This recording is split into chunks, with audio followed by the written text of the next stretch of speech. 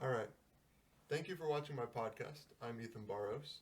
I'm starting this because of the value and the need for conversation um, within our human experience. We live very short lives, so we should really cherish the moments we are given. Here, I'll be talking with a friend of mine named Joe. We will discuss the Myers-Briggs personality types, and we'll also dig a little deeper into it and the types of letters and how everything corresponds, and then talk about our own. So I hope you enjoy it, and thank you for watching. Alrighty, today I think we're going to talk a little bit about personality types. I've actually done some research. I've looked at a lot of this. Um, the interesting part to a lot of this is that it's very interesting to people, but often, if you were to talk in like a professional environment and people, they don't usually like the aspect. Well, the whole thought of labeling people with a couple letters isn't usually realistic because of the thought of everything's a spectrum. Yeah. So I'm stating that don't take the stuff we talk about as a guide to this is who I am, so I need to act this way, or think Exactly. that you're being limited to this because there is a spectrum to everyone. There's no quote unquote same person. So you might fit into certain portions of this, but some letters, if you end up falling more into the one side of it, and then you actually have portions of the other, that is fair. Everyone has that. But it's still intriguing, and everyone finds it fascinating because you still can find some camaraderie. Sorry, but where like you relate with people. So, um, if you have anything to say, hi. I feel like it just helps you. It helps you understand what your more you patterns about yourself or Yeah. things that you might not know about yourself. That could be Mm-hmm. that don't exactly mean that they will happen or something that's definite about yourself, but it. It's true. I think well, a lot of these things I've seen the value where it's more related to how you can process the world and Yeah. what you think about things when you're trying to develop ideas because you can understand, oh, if I'm getting overwhelmed about something, I'm getting overwhelmed about it because I process it this way. Or if I'm getting overwhelmed, what am I going to do to get out of this It helps you situation where I better feel more understand comfortable? yourself. Exactly, Yeah. exactly. I think that understanding those things that define you help you understand everyone else around you too. If that makes sense. If Yeah. that makes sense. Alrighty. I think you guys got a good idea, but we'll move on from there. We'll talk about the actual letter. So if you aren't aware of what um, it's considered the 16 personalities, but the Myers-Briggs personality types. There are 16 different personalities. It's a combination of four letters, and there are two options for each letter. So that would give the opportunity of 16 different letters, 16 different personalities with these different letter combinations. So the letters are I and E, and that's introversion and extroversion. And those are clearly more obvious. People know what those are, where it's I will say that it's often classified where different people have different opinions based on like introversion, what that is defined as. Where if you compare it, because some people have the standard, oh, you don't, Don't you're like not good people. at, You yeah, like to stay by yourself. you're You're not good, or you're shy, and they'll yeah. consider themselves. And I will actually say that I don't think that that's what an introvert You is. can go into a more like a complicated sense, Yeah, like an introverted extrovert or an extroverted introvert. true. So Yeah. Well, because the thought is that an introvert it can't isn't just defined purely by the fact that they're it's not like if you're shy you're the descendant introvert because actually I think I was listening to other podcasts which I find there's interesting stuff out there but I actually would rather than shyness is not related to introversion that just is a relation to like perspective of self where if you're not completely aware of if you're not comfortable with people then you're unaware of some of these things that you're not actually comfortable with. If that makes sense. Where if you are shy, it's more like you just aren't comfortable and you don't know how to communicate. Where all the but because the worst thing I actually would consider worse than being a shy extrovert. And excuse me, I would consider it worse to be a shy extrovert compared to a shy introvert. Because if you're an introvert, you're going to be rejuvenated when you're communicating with other people. But if you're a shy extrovert, you need to communicate with other people to get better, to feel rejuvenated, to have your energy back. That's what a true introvert is. It's someone who, to regain their energy, they need to be alone so that they can get back, but they're not uncomfortable being in groups. They're often like sometimes if everyone always jumps to the conclusion, oh, if they're a big public speaker, if they're doing all these exactly. things, they're That's because extroverted. that's what I used to think. Like Yeah. if someone's in a group and they're being quiet, it doesn't mean they're an introvert. It doesn't mean that, like Mm-hmm. just because someone doesn't enjoy talking in the group or being the center of attention, then it does not mean that they're an introvert. It's true. Well, because I think it's defined by the fact that there's been these misconceptions, and I know that through time there's been different personality principles that have come around where they have different tests and different ways they define it. Because I think, and I'll probably do some more research into it, because they have new ones called like the 5 personality traits, where it's more like it's this spectrum of a circle where each of these 5 are more of a spectrum where it's not just purely one or the other. It's just how much of trait, one of the traits is openness, how willing are you to be changed, your opinion changed. And it's a spectrum compared to you're either this or that, because no one's actually this or that. There's going to be different influences on your life and what defines you. I think that often people will think that they need to be defined by one or the other. They don't actually like feeling like, no one wants to be constricted. So when they take a personality test like this, they are actually kind of disappointed because they're like, I don't want to be limited to this. Because if you know what I mean. Yeah. No, I understand. I think, like, because that's the big thing. I feel like it's because these letters are the most known letters of, like, personality stuff, it causes it to have the most controversy and most confusion because everyone has different opinions that have been shaped by perspective.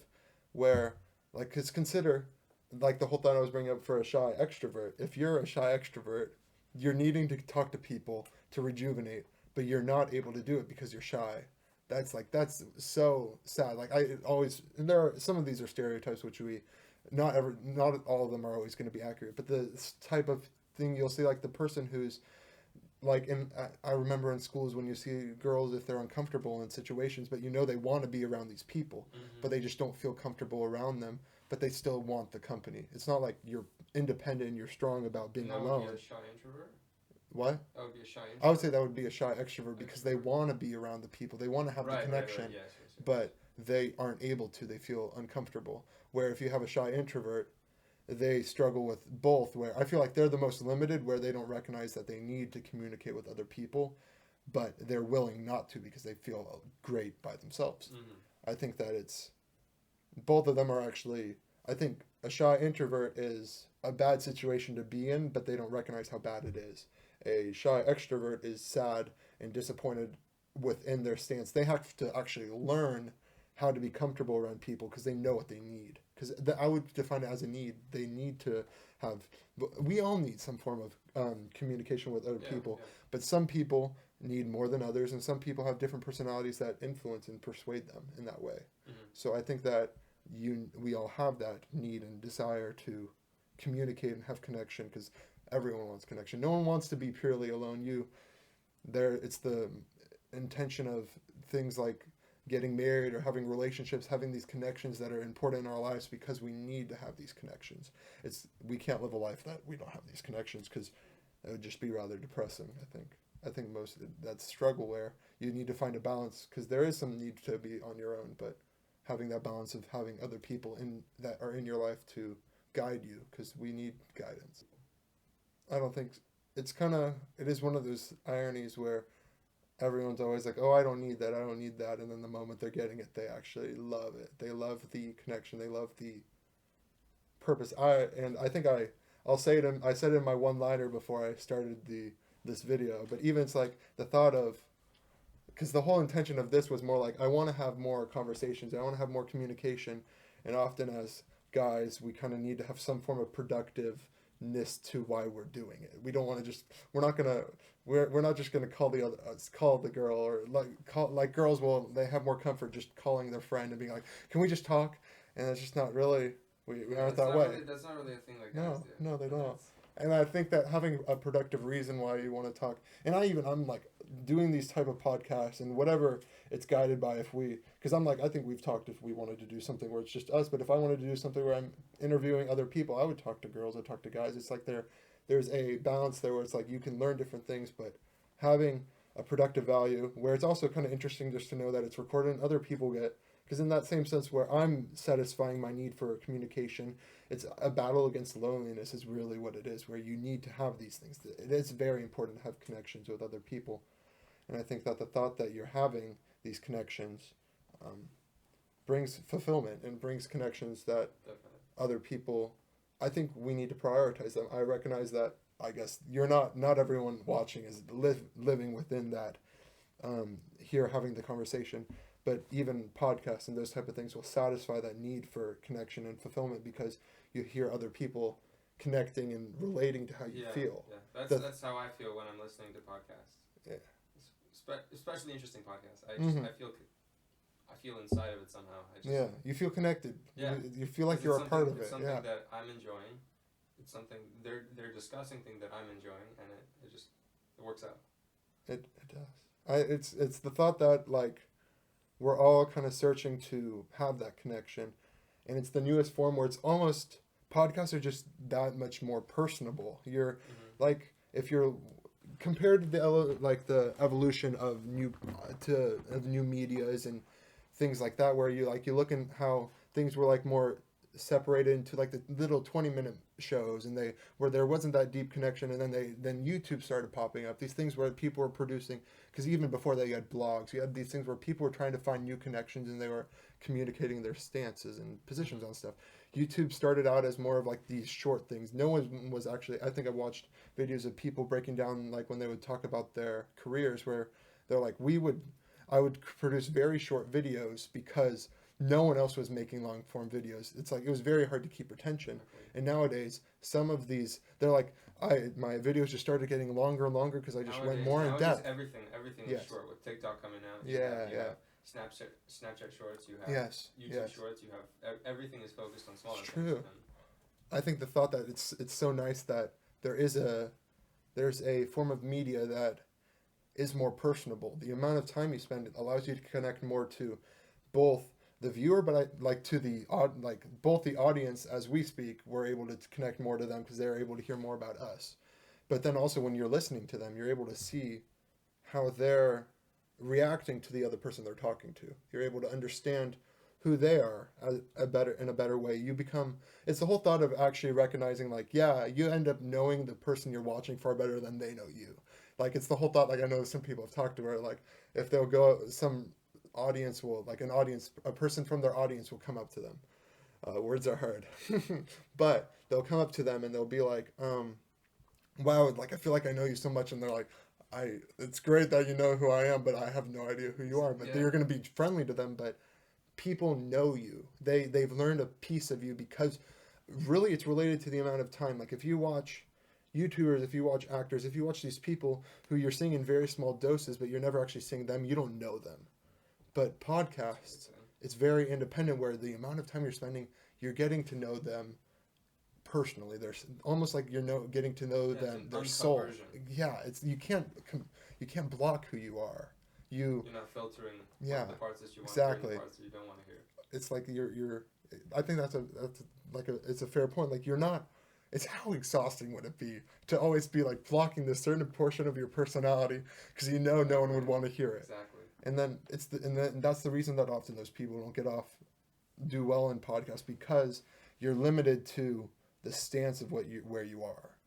I love how this was a conversation about personalities. It's gone even farther but that's the whole intention, where I wanted to have conversations where it's like you start somewhere, but there's so much depth to a lot of these ideas and processes, and I'm like the more we learn and the more you spend, the more value it can add.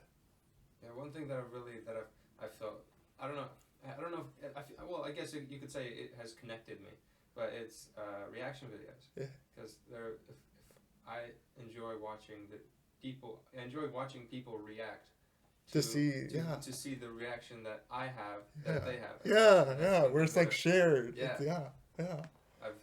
I get excited when I see someone else get excited about the same video that I've watched, and it's the whole reason you watch them, because you know that they're, and it's even the thought where it's like you know that they're relating. It depends in some like reaction videos to if it be dramatic where they're being like, why are you doing this? Like this doesn't really even make any sense. Why? And everyone's laughing at the video. Or if it's an emotionally impactful video and you're sharing in the emotion, which makes you feel more connected. Because that's all people want is connection. Yeah. Yeah. I don't know. It went a little farther from introversion and extroversion, but I think it's the whole purpose of it. It's where a lot of these things, but this, even what we're talking about, this is how you process your life. This is understanding. By understanding who you are, you're able to understand how you can develop yourself to understand why you're reacting in certain ways. Because we often don't know why we're reacting, and it takes time to process in our heads. Oh, I'm reacting this way because I don't really know how to act in the situation. It's brand new. So you're overwhelmed, so you're acting in a way that because you recognize you're overwhelmed. But it takes time to really learn why. And I think that the ability to see these personalities, to hear other people, even because I've even recognized if I'm listening to someone talking about something that I've had questions about and they provide some guidance or ways for me to think about it, then I'm able to start to think about it in a new and a brand new way, like to actually, That's true, where I can actually process it new. And then I could talk to someone like you, and now I can tell you how I'm thinking about this that I was told by this other person. And that's what human life is. That's what we're here doing, where we talk to add value and depth to life, but also to intentions and why we care, if that makes sense. yeah. There something about that where you're like learning from other people. Yeah. It was one quote that I heard. Don't try to be the smartest in the room. Mm-hmm. Wait to, just be in a room with a few of the smartest people, and then you'll become the smartest person just by learning. Yes. It. Yeah. It's just it takes like having curiosity, like having a curious mind to learn and be eager to learn. Because if you think you're the smartest person in the room, or if you have intelligence, you have stopped learning. You've recognized I have nothing to learn from these people. But recognizing, yes, there's some truth. Sometimes you might be more intelligent than some people, but everyone has different expertise in different things. I might have more expertise in engineering related stuff but you have more in computer science side. If it's not clear, that's the stuff we're studying. But it's those things where I would come to you for questions about that because I recognize don't have experience in that, and it's being willing to say I need to know more about this, but I don't actually know more about this concept. So where it's give and take, because then you can ask engineering questions, and I'll answer to the best of my ability, even if it's not that good. But it's like it's our desires and what we want to learn about, if that makes sense. Yeah, it does. It does. Alrighty, I guess that's enough about introversion and extroversion. I think you guys got the idea. But now we'll move on to the next letter. This is, let me remind myself, N and S. So N is, what is N again? Is S supportive? Is that? S is observant. S is observant. Yeah, where? S is observant. Yeah. Okay. And then N is intuitive. N is intuitive. Thank you. I just needed a moment to think about it. So we'll start with S because I feel like it's easier to explain than intuitive because to be intuitive, you kind of need to be intuitive. It's very hard to describe what that means because it's easier because the way I've seen it when I talk to people about S, you tell S the way it is because that's what being an S is. Observant means that you'll listen to facts and rather than adding complexity to it where you're like, okay, I understand this concept, you're going to stop at understanding the concept because you just want to know the facts and you want to live by the facts. Why add complexity to something that doesn't need complexity? Why think about it with more depth? Because it's just, that becomes, for one, it could become overwhelming. Maybe you start to wonder like, you don't want to add that complexity because it can make you start asking more questions that you don't really know how to answer. And sometimes it's very overwhelming to have all these questions you don't know how to answer. And I think certain people handle that differently. Where an N, intuitive, kind of does the opposite where they'll take those facts and rather than stopping with the facts, they'll they'll start to think about the depth or the influence and the deeper aspect of why. Where rather than stopping and not asking why, because the thought I've had conversations with people who are, because I'll say here I'm an N, probably to the extreme, but S's often they're very observant. Their concepts, it's more like I'll be like I want to think about it this way with more depth because I can understand the people better, and I also there's these principles that add value to my life. And they're like, why add the complexity if you don't need it? It's not realistic. You can't answer these questions that are theoretical. Like the whole thought of philosophy where there's no real principles that you can learn. It's like you don't actually know why, you just live within it. Where S's often are like, I don't want to think about why. It's just overwhelming, and I want to I'm live real, within the I'm just facts. gonna, I'm going to yeah. live, and I'm not going to add complexity because it will make me At the nervous. same time, that it feels like that's limiting yourself.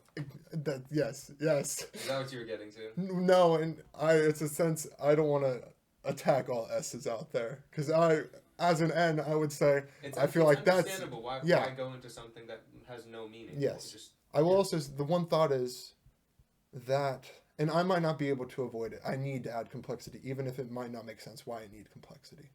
But I would say that if you want to complexity, you're not adding complexity for complexity's sake.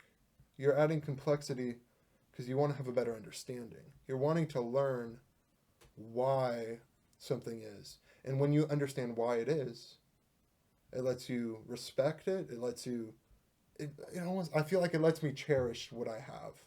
If I recognize I have this attitude, rather than just, I think I'll give an example then. Let's say I have a certain perspective or attitude about something, but I don't, and I look at that attitude, I'm like, why do I have this perspective or attitude on it?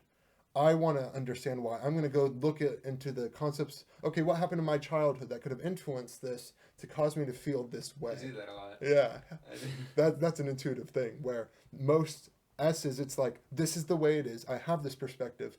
I don't need to explain why. There's no need to because it's just the way it is. Why waste my time? Yeah. And I will say I don't really have a choice. I kind of need to do it. I love doing it, but I enjoy it. But the thought of an S is like, why would I add this complexity that doesn't really need to be there? I'm creating it you are creating complexity in your head. It's all there. You're doing it to yourself. But what I think, the one thing I will say that I would push against S's is the connection N's have when they talk about the things that add complexity to their lives, where the aha moments where they're talking to each other and they talk about shared experience and you talk about the things that define you. I feel like that connects you far more than any thought about where you're just talking about the things that are small, the things that have less influence. I feel like watching a reaction video to see someone's in a sense where it's like you recognize what defined you, why you. It's really even the thought is it's the thought of like, well, even the thought of why would I react this way, rather than just saying I react this way and stopping there. I react this way and that's just the way it is. I'm moving on. Rather saying I reacted this way. Why did I react this way? What does this tell me about me? And how does this connect me to you? Because often I know if I'm watching, it's one of the most interesting parts about some of reaction videos. I know why I reacted that way. I don't know why they did. They didn't have the same experience. And often they'll actually, after we watch the video, or they'll stop or they'll pause it. If it's a music video, if there's whatever they're listening to, they'll pause it. And they're like, we all relate to this. And they'll start talking about their own experience. And all of a sudden you're like, I didn't experience it that way, like in the same way, but I experienced the same feeling. Yeah. I'm like, and I know where it came from with me, but I feel connected to you, although we have different perspectives. Why? And it gives you that form of connection where it's like that depth and that value that you add to your life is just, it doesn't match. I just, and maybe that's where I'm like, I understand why an S would be the way an S is.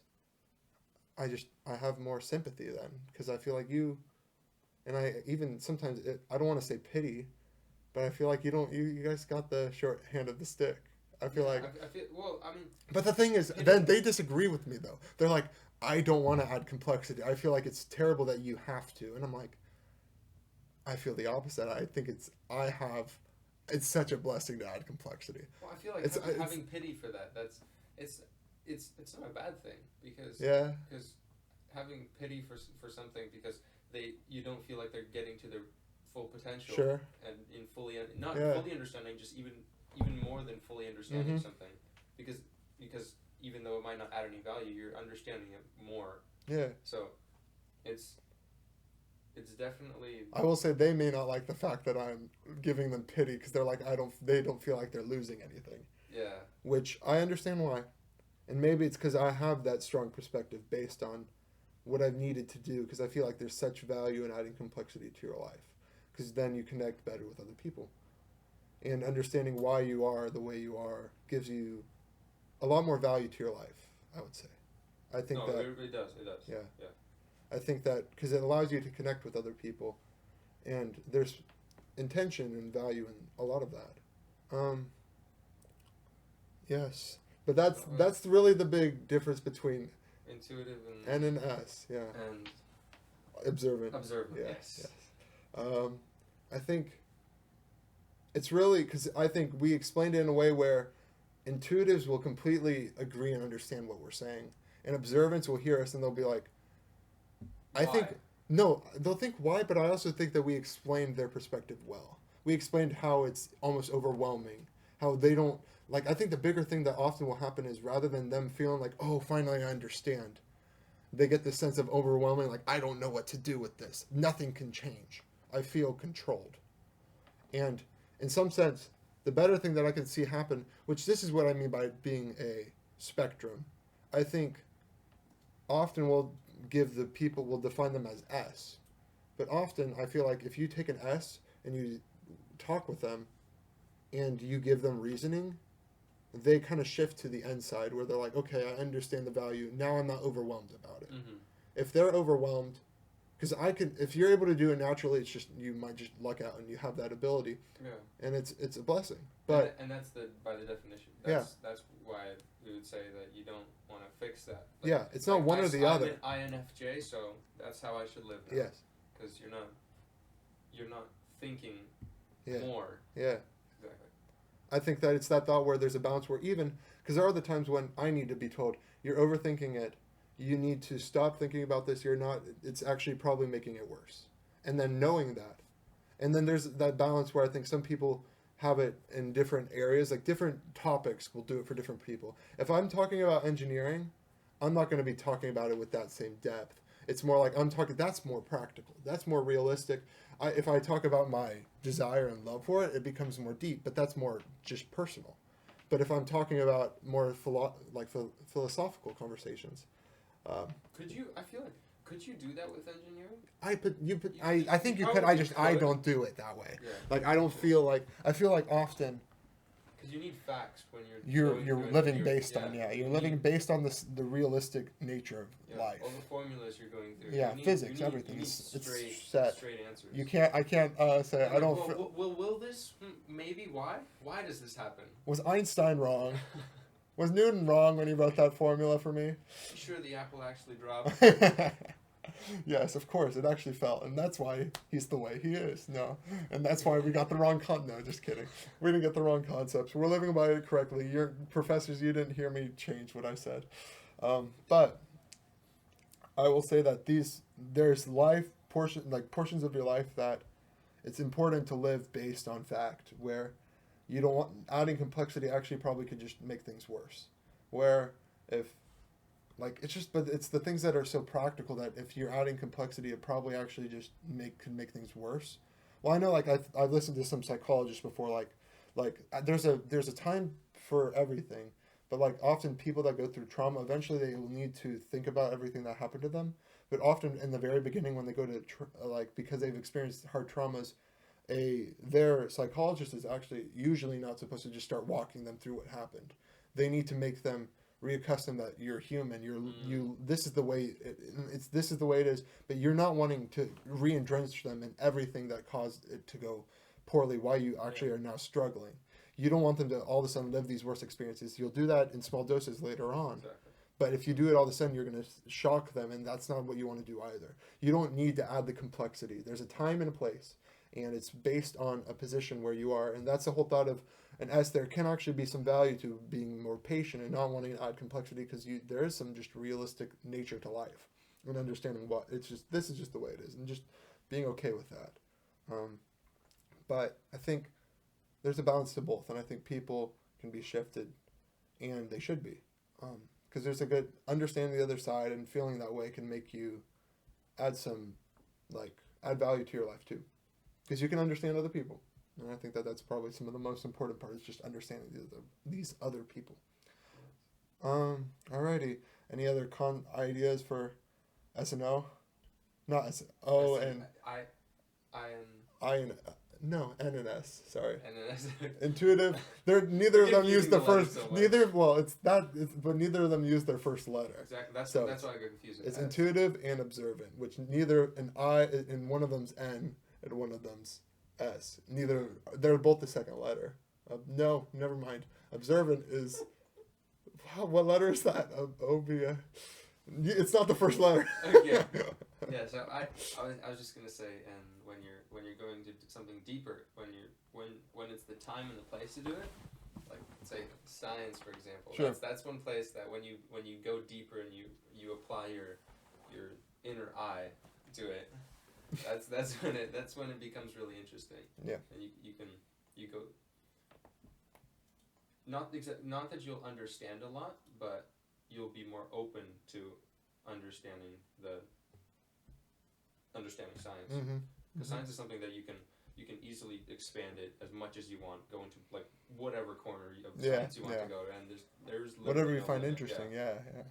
There's so many different areas, and then there's so much there that you can't actually do everything. You need to have someone who's an expert in one small thing, but they're not in another thing. There's a balance. Yeah. Alrighty, that's okay. Alrighty. The next letters F and T, feeling and thinking. So these two are actually very difficult for people to, like, often when you take the test, they'll ask you questions. I could pull it up, but I'll think about, like, some of the questions. It'll just ask you generally, when you make your decisions, are you relying on your feelings, or are you using rationality? And some of these questions, like, I understand why they do it. It's the best way to do it, but they're very difficult. Everyone wants to say very general. It is. That's true. Yeah. Everyone would want to say, well, for one, the observance into your own life that you're like, I would like to say I'm a T. I would like to say I'm rational, but maybe I'm not. Maybe I'm being emotional by thinking I'm rational right now. So it does cause some questions where sometimes I feel like the best way to know what a personality someone has is by having someone else outside of them tell them, like, you're more this way, or someone else answering the questions for you. Yeah, that's a big thing where it's like, or even take the test for you. Because when you're taking the test, you are biased. Yes, you're biased for yourself. Unless you're just insane, when you're answering the questions, you're favoring one side because you want to be that one side. Yeah. And so you're more susceptible. I'm not going to say that word. More susceptible? Yeah, You're good. Yeah. We both have those words. So we've had them. You go in that direction where you want to be something that you're not. And that makes it easier to... It does. And knowing... Because we all have the things maybe we would desire to be. And we can work towards those. Some of those things, as it said, some of these are more moving. If you want to feel like you're being more rational, you practice rationality. If you use patience in a moment where you start to feel like you're getting angry at something, you pause and you're like, is this rational? Am I being reasonable by being angry? And then the irony is, if you are being rational being angry, then go ahead, go for it. But it's one of those things where you have to have a balance for it, where you don't actually always know. And in practicing these things, I think that and it's often more, if we didn't actually define it, feeling and thinking, it's the thought of how you will process information, how you'll make your decisions. Are you going to make your decision based on, my heart is telling me to do this? You'd probably say F. My heart is saying I want to, or I'm feeling like my feelings are telling me I feel bad about this, so I'm going to act this way. Or are you being rational where you're saying, and in your thinking, and you're like, okay, like, I might feel this way, but this isn't rational, so I need to stop. Or it's like you stop and you think about a certain situation, and you're like, I want to think about how I will react to this. I will say, this is one of those things where I don't think it's not one or the other. There are things where I think people lean in certain directions where you'll know that. But if you were to, I think it's really just specifically based on personal, like, things that cause you to be strong. Like, if there's things I know I'll react rationally to, I would say I'd be thinking about that. But if there's things that I feel like more emotionally attached to, if there's things that have caused me anger because of previous experiences, then I'm going to react more with anger, which I would reference to emotion. And there may be a logical rationality to why I'd react that way, but I'm still reacting with that anger. I think that balance with knowing you're not really one or the other, it's finding that these areas that actually cause you and understanding that these are these areas, so you need to be more cautious and think rationally in those areas. Because it's like, oh, I'm more rational in general, but I'm actually only being rational when it's easy for me. That's not being rational. It's being rational the moment you're not. When I would take the test, that's how I would approach it. I would just think that, well, I feel as if most of the time I'm making decisions based on feelings. So just how I feel at the moment. Yeah. So I would choose feelings on that. But I haven't gone too. I have gone deeper into it, but not super deep into thinking the extent of it. Some of it I feel like you can add complexity. Sometimes you just don't need to. I think it's independent of experiences you're going through and what you're thinking. I think it's all defined on personal preference in life. Sometimes, I don't know. Yeah. If that makes sense, yeah. I think often people are impacted by the experiences in their life that cause them to be more emotional about certain things. Well, that is really the reason why you'd be emotional about it, because you've had similar experiences where you were hurt in the past in this way. So you're going to be more emotional because you're like, I don't want to be hurt the same way. Often, if you want to be rational about something, it means that you haven't truly been hurt by it, but you know it could happen. So you're going to think more cautiously. But if you've been truly hurt by something, you're going to be like running from it. You're going to be fearful. You're going to be afraid. You're going to be like, I know this has happened before. I'm going to have so much anxiety because I've known what's happened to me in the past. And it's happened where I think like people will get, it's a whole thought of you get in a car accident. And if you get in a car accident, all of a sudden, every time you're driving and you have a similar instance, you start to feel that emotional impact again, although it's rational to be fearful of getting in another car accident. But it's still taking place within the emotion of it. So would you say that most people are just in the center of it, right in between? Or because I feel like you could say that some people favor one side more than the other. I think people favor a side where how they feel like they're actually led. I think most people would like to say they're more rational than they are. Yeah. No matter how much you are. Maybe some people actually have it more, but we're always trying to say we're more than we are. I'm a proponent of that too. But we all have a percentage, you could say. I don't think it's one of those things that I don't think it's very fair to be defined within a letter, because you can't really classify it, because everyone will have emotional things in most situations. Well, even I was about to say if you use the extremes like a psychopath where they don't really have the emotional leaning of, or like they don't have remorse or guilt, but often if you look at them, their emotion is pleasure, where they're seeking pleasure in different ways. If it be murder, some of them have that pleasure where they're acting that way, or control. A lot of them love control, so they have an emotion towards control. They have this sense of pleasure and they have this need, and I would consider that emotion and control. Yeah. Okay. Yeah. Okay. There's some of them it's related to sexual, where it's like they want this power over people, and this is still an emotion. I think that they're still being led by pleasure. What's the TV show? Criminal Minds. Yeah, I think they'll add complexity to your life, where they'll show where it's like they have these concepts where that's what people often say, oh, they're the extremes without emotion. But I think that the fact that they're seeking pleasure. They're acting on pleasure. They're not being rational. If they were being rational, they're like, I could potentially get caught for acting on my pleasures. It's not. They're seeking those pleasures. Right. And they know that they are. So that I would consider that a form of acting on your emotion.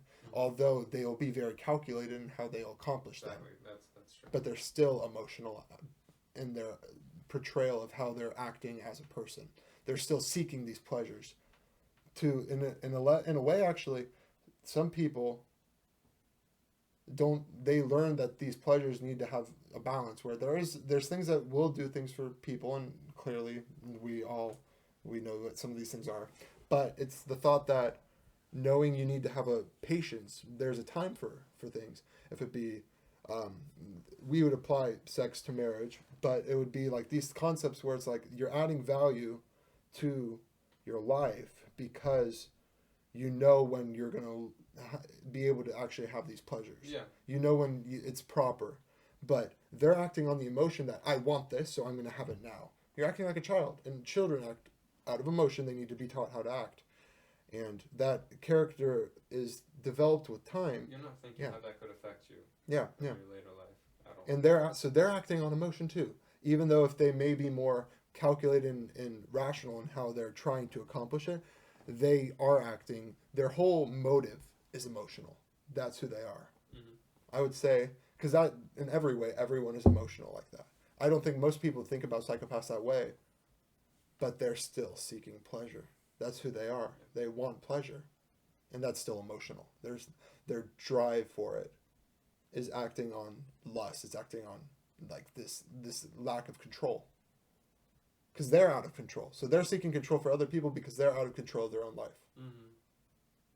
That makes sense. That's interesting. Really interesting. I didn't even. Yeah, it's like, well, they're seeking pleasure because how out of control they are. They seek pleasure because they want to have control over other people. They gain the pleasure by controlling. They're balancing out. They're balancing the controlling other people. Rather than having self-control where you feel accomplished and have pleasure is the wrong word, but you have fulfillment because you recognize I have self-control how I'm acting. That gains a form of fulfillment. But they're seeking that control in other people because they don't have it themselves. Exactly. Emotions. In some sense, yeah, that's true. Huh. I hadn't thought about it that way. But it's some of that's fun. There you go. I'm adding complexity to things that didn't have complexity before. You're enjoying it, I would hope. But that's S&T. It's in some sense that's what I'm saying, where everyone has a form of F. I think there's a balance to percentages, but no one is ever a T, purely T, because even the thought of or an F. Yeah. Everyone makes rational decisions. Everyone has the desire to. There's things that they know would, if the thought that there's things that are going to lead you emotionally, that you're like and drinking bleach. Yes, it's like a simple option. That's fair. That's fair. It's rational, even if you know you like it, how it tastes. You know you won't drink the bleach because you will die. You will die. So, unless all the. Maybe. I will say that. Then at least you know that if you have any hair in your intestines, you'll be bleached too. Yeah. Maybe that's the reason. Maybe that's the purpose. Yeah. That's the intention of bleaching your insides. Didn't know about it. Yes, I'm gonna jump to the conclusion that most people drinking bleach know what they're doing. Yeah. I'll give them that form of accountability. But yeah, that would be what I would say for S and T. I feel like it's a little subjective, and it's left because everyone has some of each. And there's probably a balance. Some people are more rational than others, but it depends on the person. What's next? We have J and P. So J is judge. What is it? Judging and perspective, I believe. I'll quickly look at. If I remember correctly, I could talk about the different types, but where you look at the personalities and the types of stuff it's related to, where judging is more the thought of how you will decide to make your decisions. Like, rather than not just the emotional side, it's like, if you're looking at the decisions, are you going to judge a situation and be like, I want to choose what I'm going to fight? Or are you going to be, often I see the better word that kind of describes J, because people are kind of fearful of the word judging. But the word for P, I'm pretty sure I can check in a second, I could correct it. But like perspective, where the word that often is used is spontaneous, where you're willing to kind of like go with the flow. Like, I don't really care. Like, whatever happens. I'm not going to be specific about what I'm choosing. Like, I know what I want. The thought, like, often the questions that are asked for this was like, if you were interrupted doing something, would you go back to what you were doing before, or would you just go with whatever new and you would need to go back? And that's the thought of being like spontaneous. Or would you choose to just keep going and not need to go back? Judging is more like, I had this plan, so I'm setting to it. And you made the decision to stay there. Mm-hmm. I'm going to try to look, if you want to say a couple things about the different types. And just say. I honestly didn't really. I haven't understood that one as well. That's okay. So what I'll say is for some of them, if I can find them here, but it's the thought that. At least J and P for me. The others are much easier. I feel like the others are much good at introvert and extroverted, and I and S.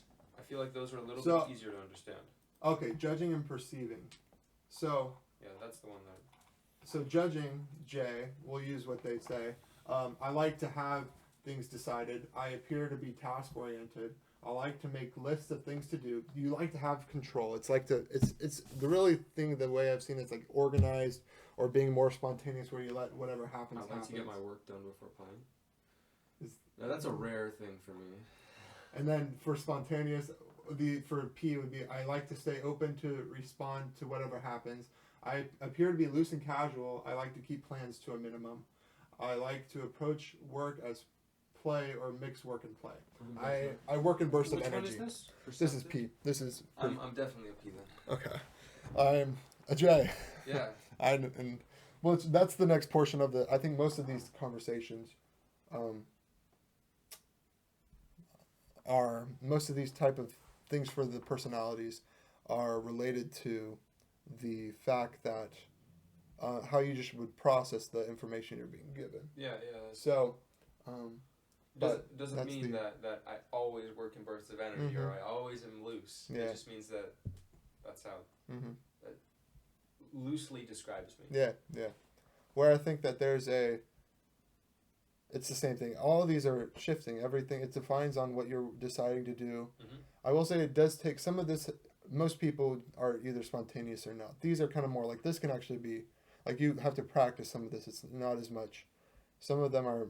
It's like these are more set in a way where like it takes more practice to actually change. That's not really who people are in the ability to change. I think it would be very interesting if somehow you were able to make a study that showed the different kind of personality types you went through throughout the day. Like how they shift, like with is it like sleep related or like how, or even just like decisions? Just decisions, like throughout day-to-day decisions. Like if I was an INFJ in not the beginning of the day, but just and then as I went through the day, it would change based on decisions. Sure. That would be really interesting to see. It'd be interesting because I wonder, like, well, in times people aren't clear. Most, if not all, people are not spontaneous in the mornings. They have some sense of control pattern they'll keep.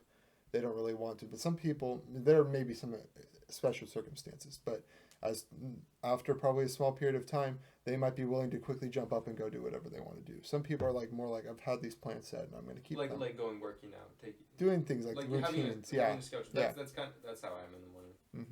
Where I think there's a balance to it. Of what I want to do. Yeah. I need to finish this. If I don't, and then you could do whatever you want after. Okay. I think that I'm kind of where I like to have more control over some of that. Where I have my routine stuff, but a lot of my days are set through routine where I remain consistent a lot, and I like having plans that are planned out even months in advance. It just kind of like gives me some form of assurance when I know that I don't have to worry about it anymore. So you like using schedules a lot. I love planners. That's one of the questions that was on the. I love schedules, planners, because it allows me to, and maybe it's school because then it's convenience that I don't forget things and I can remember to do them. But there's a convenience that I know that I'm not forgetting something, and you could just cross it off your list and you're done, and then you can move on to the next task. I feel like I like that to an extent because if it's, of course, if it's schoolwork, I don't want to forget something that I'm working on. So having a calendar that shows what days something is due, what day when I'm not when I want to work on something, but just if it's just I have a speech due Tuesday, I want to know that that speech is, and it's nice when it shows that it's crossed out. Yeah, it feels like some sense of accomplishment. Yeah. You've completed a task. You've put work in. Yeah, but I don't necessarily like to apply lists and schedules to all of my every part of my day. I will say I don't like task out all of my hour by hour, but it's like if I have certain things I know that I need to accomplish, knowing that it's but you like it more. I do. Alrighty, so I think those are really hitting the letters. I think you saw the letters that we prefer to talk about. Some of them actually add some value and depth to concepts, so we could keep talking about some of those after. But we'll now hear we could talk about our own personalities within these guides. I think you guys kind of got an idea based on how we acted. Well, actually, I don't know if they would actually know introvert, extrovert, but they could probably guess. But it's we could talk. I don't know. Do you want to go first? Well, from just Sure. briefly looking over that, I think I'm an INFP.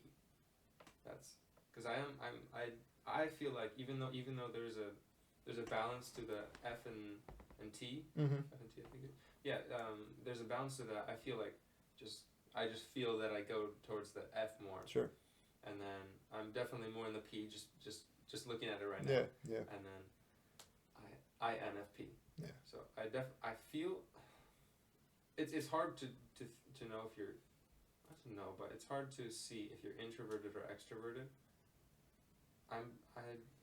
I think the easiest way for me has been like, will I feel like rejuvenated after Yeah. after being with people, or are you getting rejuvenated when you're I think by some of yourself? the struggle with some of that sometimes is related to the fact that you can rejuvenate, if that makes sense. Like I would consider like, I'll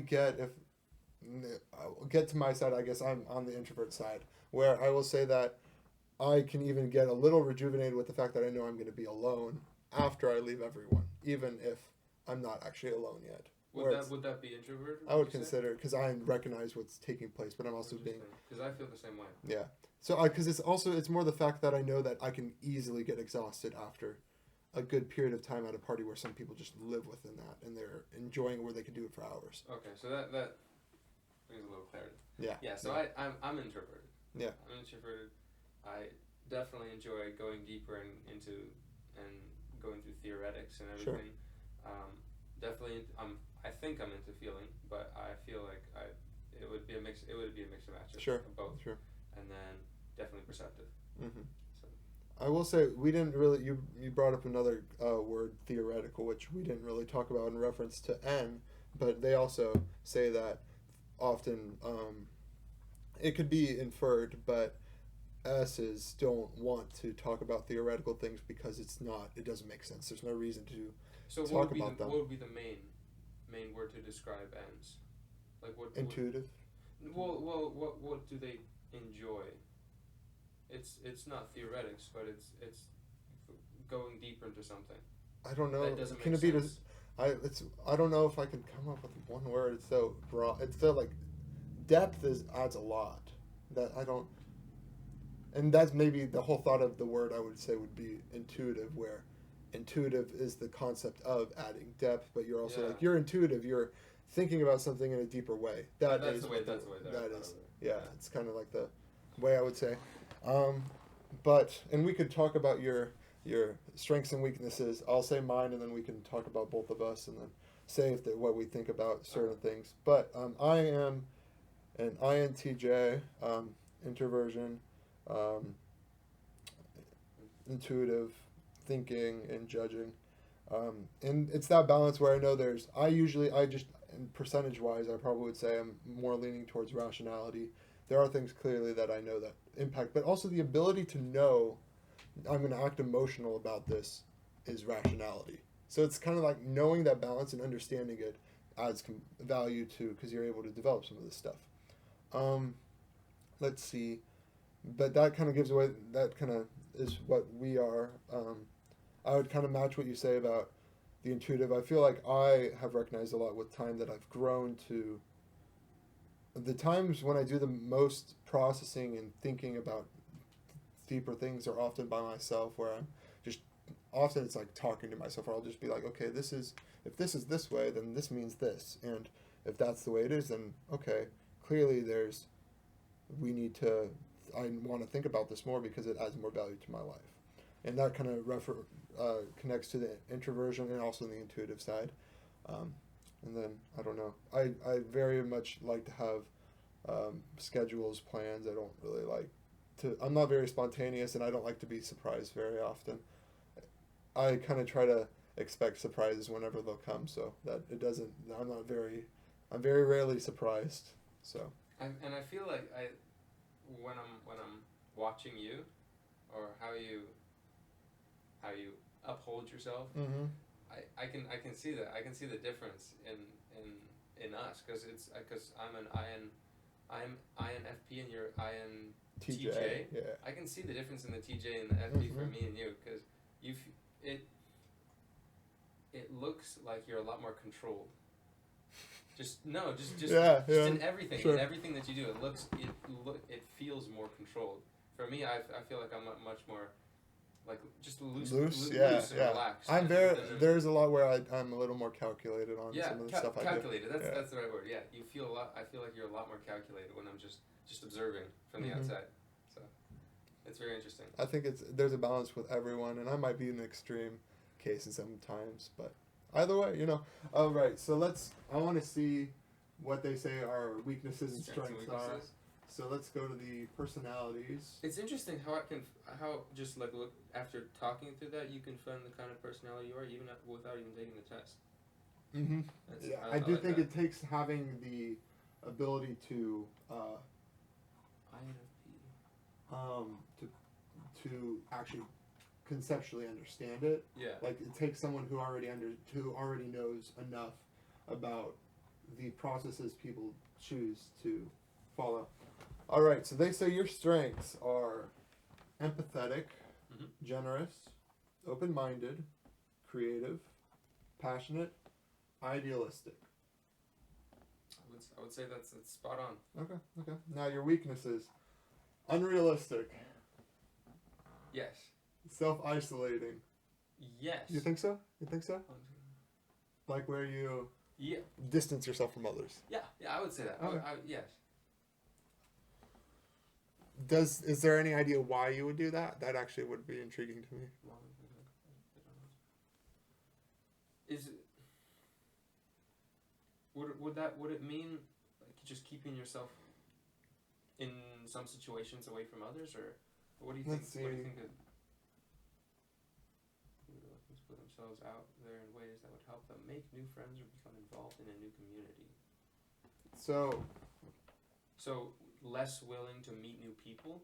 Yes, but it almost seems like a fear. It's not as much of it's not like you're choosing not to be friends with people. It seems more like it's coming off as you're wondering what they will think of you, possibly. I think some of it's left to you too, but because it seems more like you're isolating, but it's not like it seems like you're fearful or reluctant. It says reluctant, like you're just like unsure to join a new situation. You can maybe like the fact that you may like the comfort of where you currently are. That's kind of. I feel like that's one of the main things when I find something that I like, I would rather stick with it than try to find something new. Well, if it ain't broke, why fix it? So yeah, exactly. And I understand some of that. I will say some of that is needed in some forms of relationships, but I do see the value, and I can understand why it would be that way. I can see myself as I grow, definitely getting slowly out of that. Like I feel a lot more not a lot more, but I'm more comfortable introducing myself to newer people. So would you say it's related to maturing, or is it related to adulthood? I feel like maturing because. Is it the fact that you've been kind of forced to, as you, in the sense like adulting, or do you think it's like, just itself happens naturally, even if you hadn't been in a position where you feel like you have to start going to college on your own and do all these things that are, or do you think it's all kind of like a combination? It's not really one. I feel like it would be a combination. Sure. Yeah, it's really interesting.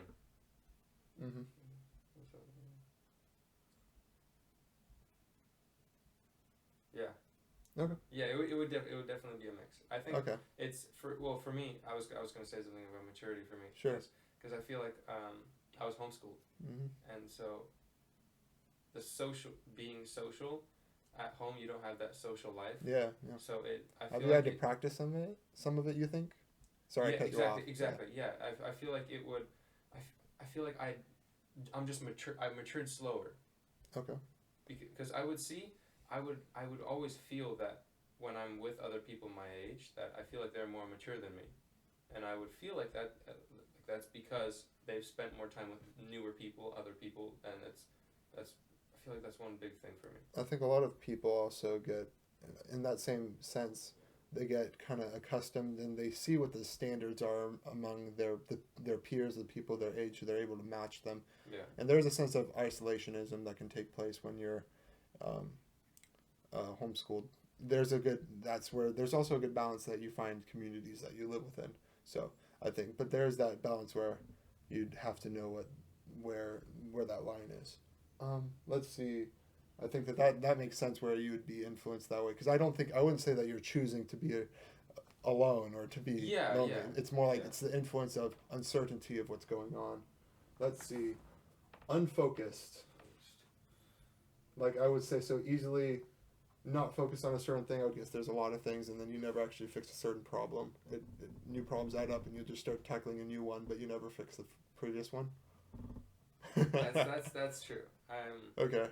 It's many meteors get frustrated by how difficult they find it to buckle down and get things done. I can relate to that. Yeah, I can relate to that. I definitely just during, I feel like during schoolwork, especially. Sure. Just staying committed to finish the task. Exactly. Okay.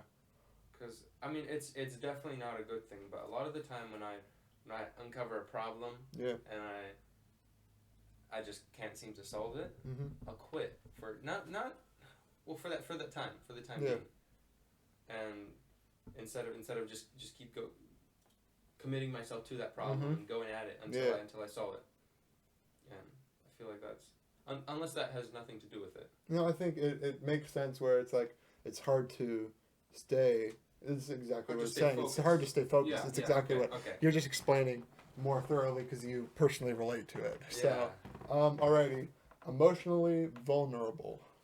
Would you consider yourself? Let's see. So, other people's negative moods and attitudes, definitely. So you can absorb them. If someone's coming off as negative, you're gonna pick that up. I'm gonna if someone, yeah. Okay. I see that a lot. Does that mean that you're picking up other people's thing, or you're affected by other people, how they feel? Do you think that's the same thing? Because I feel like it's easier for me to tell how someone feels. But if someone that's you're stretching over a line because there's a difference between knowing how they feel and then adopting it as how you feel yourself. So I feel like is it more like sympathetic, you would say, that you're feeling bad for them, so now you feel bad? Possibly. They feel sad, and now you feel bad that they're sad, so you feel sad? That was one of the strengths, sympathetic. Which it could be the same thing, yeah. If you're sympathetic, it could cause you to feel, I don't think they connected those, but that would be, there it does say it's among your greatest strengths to feel like attunement, where you feel like you understand them. You're attuned to the other people's emotions and your own emotions. So that way, that would make sense where it's both in some way causing you some struggle. Mm-hmm. Desperate to please? You desperate to please others, Joe? Yes, I am. It's to some extent. What would you say, out of like an insecurity, or like out of like would it be like more the fact you want to please them because you want them to like you, or is it like where do you think that would come from? What would be the other one? Like as you. I guess maybe I would say if the other one would be more out of a not just wanting them to like you, but a sense of fear you have no choice.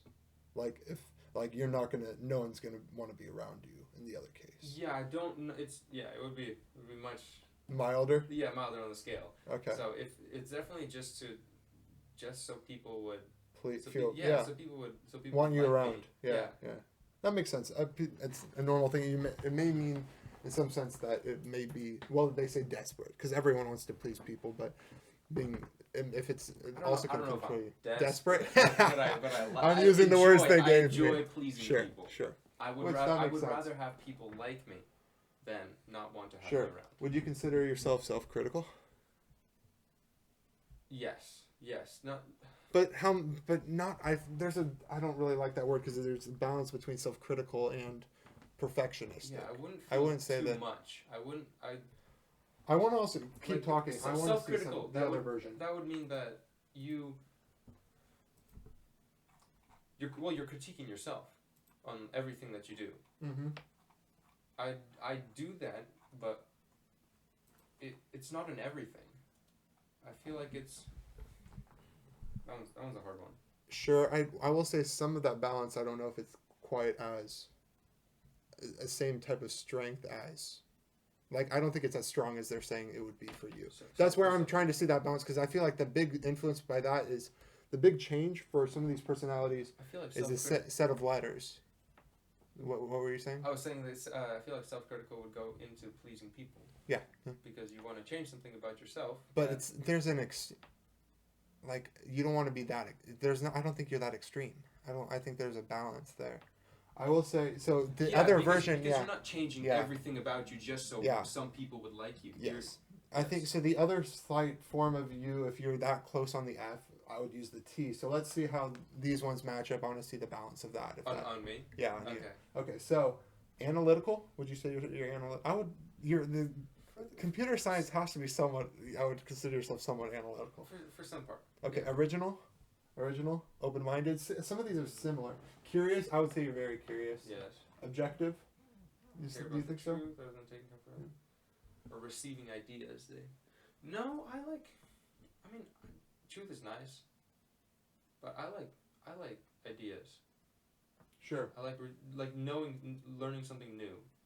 So curiosity then, in that way. Yeah. I think there's a balance in what they're saying.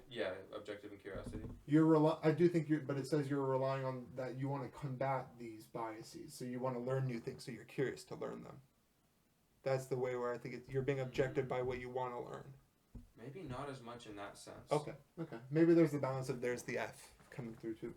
Okay, disconnected. Lost in their own train of thought. I feel like this is connected to that fact of self-isolation on the F too, where they say that you're willing to separate, you end up separating yourself, but this is putting it into a principle that you're disconnected thinking about something. It's not like you're scared. That doesn't always happen. Do you think that if you're self-isolating, are you intentionally thinking about something so you're disconnected from people, or do you think that you're self-isolating because of an insecurity? I feel like it's because of an insecurity. Okay, so that could be more on the F side, because this form of disconnected would be like they don't care about the emotion, they just are more thinking in their own head. I feel like I don't not this as much. A lot of times that I've gotten lost in my own train of thought. Okay. I definitely enjoy Sure. I would say I enjoyed deep thinking. Yeah. But I don't know a lot of times that I've gotten lost in it. Okay. So. Well, I think there's a balance. So some of these are applying, some of them are. Because I would say I would not consider you insensitive. I would say you would agree. No. Dissatisfied. You want to be better than you already are. To some extent. Okay. Impatient. Yes. Okay. Perfectionistic. Now there's the difference. At the same time, a lot of these that I might say yes to, I might feel about, but someone else, like you for example, you might not see that in me. But I agree. Where the sense of, where I even was saying, I'm like, there's a difference between being self-critical and being perfectionistic. I think you're more perfectionistic than self-critical. Because that's what I said. I said there's a difference when we were talking about the other four. I didn't even know they would have perfectionistic. I thought that I was referencing that because you want to find things better, but you're not being self-critical. It's not that extreme. I would consider that perfectionistic, where you just want to be the best and your best self, and so you're trying to find that. It's not out of an emotional insecurity. Being the best self, as in you're trying to be the best You don't want to make mistakes. Yeah, that's.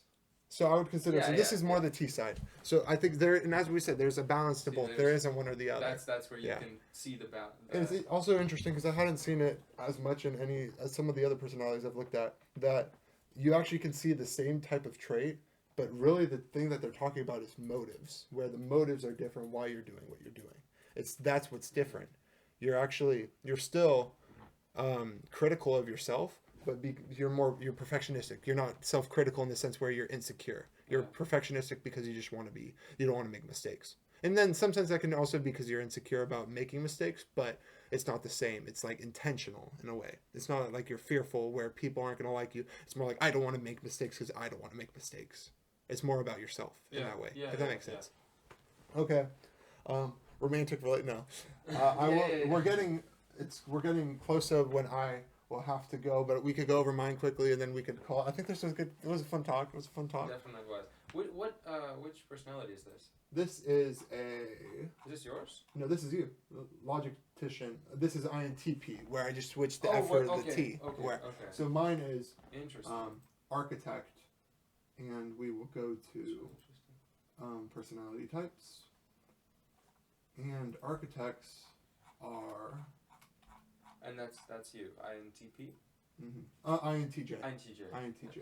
So strengths, rational, informed. This is fairly bad. Independent, somewhat.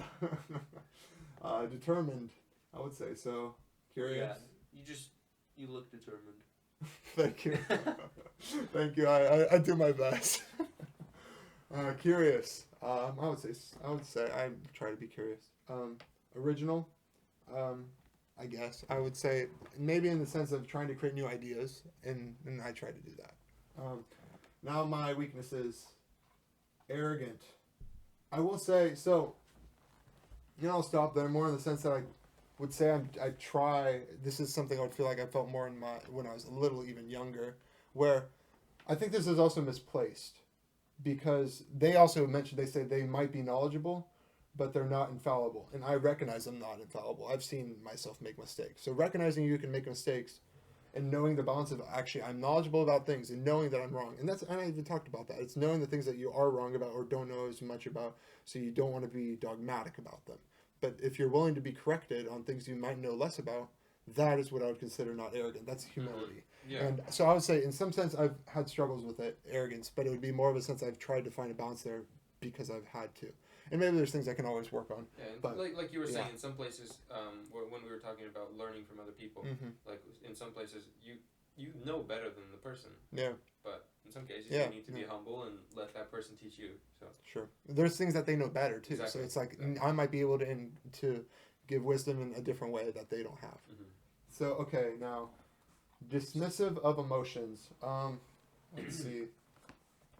I would say it says the reference it uses is architects' rationality is king for architects. That's the way it is. I'm a little hesitant to listen to my emotions. There's some truth to that. I will say I don't think I'm that as bad as some of them. In that reference where I feel like I have some sense of understanding and control over my emotions. I'm not dismissive of them. I just know they're there. Yeah. And I'm willing to. I would say I work with it. And there's maybe some sense where I can look at the F form of my personality, but I don't think because it's not balanced where I feel like I'm similar to you in that way. Overly critical. I could be. I practice not being as critical of people, but so I don't want to be unfair. But so that's there's some natural stuff there that I can work on, but that kind of falls into me. Combative. If it's something I care about and I have a strong opinion why, or if they. I don't. There's some truth that says I hate blindly following anything without understanding why. I do hate it. I need to understand why we're doing what we do, and if I can't explain it, then I'm going to find new reasoning and I'm going to find a new value that I'm going to value from it. I need to understand why. It's the same sense of that's probably in some sense I was saying I'm intuitive to the extreme, more for the fact that I need to know why I'm believing what I'm believing. Because if I'm just being told you need to believe this is the way it is. I can't. That's not how this works. I need to understand why I'm making the decisions I'm making. And then because that allows me to have some sense of control because I don't feel insecure then too. Yeah. So I combative, but in the wrong way. I don't think I'd be combative for the reason why they would define the word combative. I don't really like the word combative, but I would say I need to truly understand it, so I'm more intuitive out of a sense of necessity. But I don't know to what level. It could be. Maybe I'm just trying to justify that I'm not this, but maybe in some sense, I would say probably people watching know me to a different level where I might be more combative than I try to admit. I'm very combative. There's truth to that. If I don't like something, I'm gonna argue against you. I try to be. I've gone better. I can see that. Yeah, I've gone better. All right. Socially clueless. That's not important. We'll move on now. No, I can be socially. I've worked on it. The thing is, a lot of this I've worked on. I knew how unaware I was to some social cues, I tried to pick up. There's times you just have to watch people. You have to be curious to learn. I can't say that. Yeah.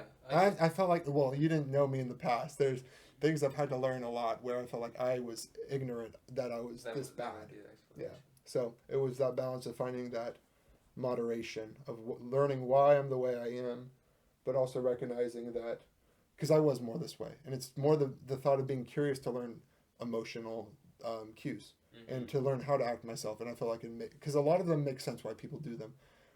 Most people don't waste their time. Apparently most architects don't waste their time to learn the emotional view because they don't understand why. Yeah. And maybe I find more value in that. So, I don't know. That's it. I could go to the F quickly, but we're nearing the end. Do you have any other ideas? I could quickly glaze over the INFJ, the advocate. And that would be you. This would be me with an F. All right, creative, insightful. Creative could be linked to original. Yeah, I would say insightful. I could say somewhat. I try to be. I don't know. Principled. Yeah. Passionate. Altruistic. I don't know if I'm that as strongly here. Or it's easier. At another person's expense. I don't know if I would be that. I don't like that at all. That would be I'm not this way. So there's some sense I'm. You aren't or are? Are not. So you would be happy to succeed at another. Okay, let's just state that loud and clear. No. Okay, so you're putting me on the. No, just kidding. I wouldn't say. I don't think I would have a strong emotional leaning to. I wouldn't feel guilt for that. Okay. Because I would know that I, in some sense, earned. If I was given, let's say it was a job and I had to do something where I had to be a little cutthroat, I earned the job. I don't think that, not earned is the wrong word, but you know what I mean, where it's like if you put work into something, I don't feel like the other person's expense, if they didn't get the job, they're going to have to move on and find something else. I'm not wanting to be cut. I don't like where they're saying it because it means that, the way they're talking about it's like blunt. It's blunt, but it's in the wrong way. I feel like they're talking like I would actually hurt someone. I'm not going to actually hurt someone. If it's something that brings value to me, but it's not going to harm, I'm not going to harm someone. But if it inconveniences where I'm going to do my best, where I'm not going to feel guilty about getting a job, but I know someone else didn't, I'll feel bad they didn't get the job, but I'm not feeling bad enough that I would ever do anything about it. It's not real guilt. It's not. It's more like it's just this is the way it has to be, and I'm sorry you didn't get what you needed, but I'm not. I need to do what I need to do. Yeah, as we go. Does that make sense? Yeah, no, it does. When you go farther down, it says advocates want to use their strengths for greater good, and they rarely lose sight of how their words and actions might affect others. For me, that's the opposite. I cannot lose sight of how words and my actions might affect others. Yeah. And that's really interesting. That's really interesting. Yeah, so I think I think that some of that's related to the rationality aspect of it, where I'm able to think about something rationally and maybe to a bad extent, where it can become too rational. Wait, but how I'm just wondering how this makes sense. If it's INFJ and this is for feeling. Oh no, they're saying altruistic people are not happy to succeed at someone else's expense. Okay. You're talking the way you agree. Gotcha. Okay, sensitive to criticism. I try not to be. I don't think that this is as much me. I feel like I've tried to learn how to be curious to learn that I'm wrong. So I don't know if maybe I'm not as open as I would try to be. Yeah. But it's like I don't know if I'm that strong to sensitive to criticism. Reluctant to open up.